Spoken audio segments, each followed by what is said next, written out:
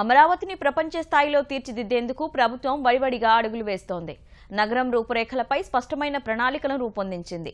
అమరావతి అభివృద్ధి సంస్థ, రాజధాని ప్రాంతాభివృద్ధి ప్రాధికార సంస్థ చైనాకు చెందిన కంపెనీలతో కలిసి దార్శనిక నగర నిర్మాణానికి సూక్ష్మస్థాయి ప్రణాళికలు తయారు చేశారు.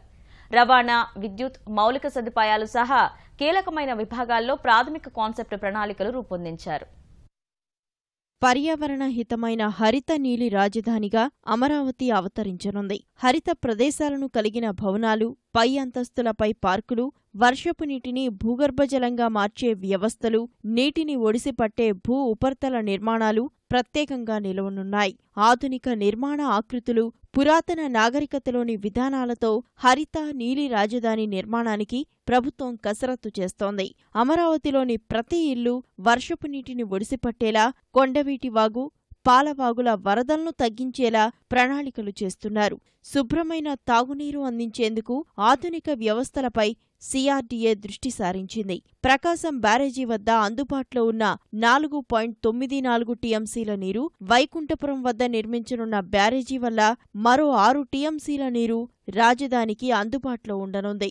రాజధానికి జీవనాడి లాంటి రహదారుల వ్యవస్థపైన ప్రత్యేక శ్రద్ధ వహిస్తోంది ప్రభుత్వం. ప్రధాన రహదారులు, ఇతర మార్గాలను కలుపుతూ 593 కిలోమీటర్ల రోడ్లు నిర్మించనున్నారు. రాజధానిలో బస్సు, రైలు, జల రవాణాను అందుబాటులోకి తీసుకురానున్నారు.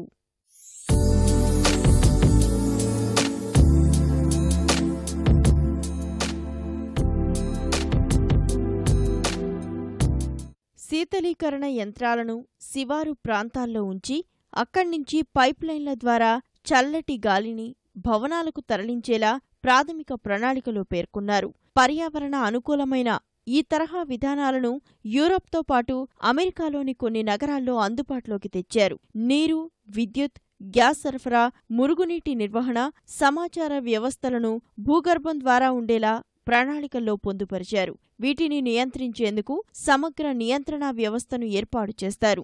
Nellore, Vijayawada high pressure transmission pipeline ద్వారా అమరావతి రాజధానికి గ్యాస్ సరఫరా చేయాలని ప్రాథమిక ప్రణాళికలో పేర్కొన్నారు. సౌర విద్యుత్ ద్వారా 80% భవనాల అవసరాలు తీర్చే లక్ష్యంతో ప్రభుత్వం చర్యలు తీసుకుంటోంది.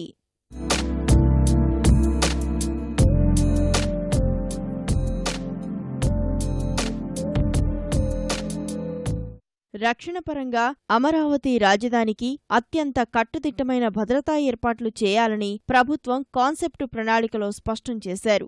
నగరంలో ఏర్పాటు చేసే సీసీ కెమెరాలు నేరస్తులు కనిపించగానే గుర్తించి పోలీసులను అప్రమత్తం చేసే వ్యవస్థను రూపొందించనున్నారు. ఉగ్రవాదులు తలదాచుకోవడానికి వీల్లేకుండా సైబర్ నేరాలను అరికట్టేందుకు ప్రత్యేక చర్యలుంటాయి. రోడ్డు, అగ్ని ప్రమాదాలను అరికట్టేందుకు ప్రణాళికలు రచిస్తున్నారు. నగరంలోని విద్యాసంస్థలు, వైద్యశాలల వద్ద ధ్వని కాలుష్యం లేకుండా జాగ్రత్తలు తీసుకుంటున్నారు. విపత్తులు జరిగినప్పుడు సత్వరమే స్పందించేలా ముందస్తు హెచ్చరికల వ్యవస్థను అమరావతిలో ఏర్పాటు చేయనున్నారు. నిమిషాల్లోనే బాధితులను రక్షించేలా చర్యలు తీసుకోనున్నారు. ఏదైనా విపత్తు సంభవించినప్పుడు రాజధాని ప్రాంతంలోని ప్రజలందరి సెల్ఫోన్లకు హెచ్చరికలు పంపనున్నారు. అత్యవసర వేళల్లో ప్రమాదాల నుంచి తప్పించుకునేలా ప్రత్యేక రోడ్లు నిర్మించనున్నారు. రాజధానిలో ప్రాణ, ఆస్తి నష్టాలను అత్యల్పానికి తగ్గించడమే ప్రధాన లక్ష్యంగా ప్రణాళిక రూపుదిద్దుకుంది.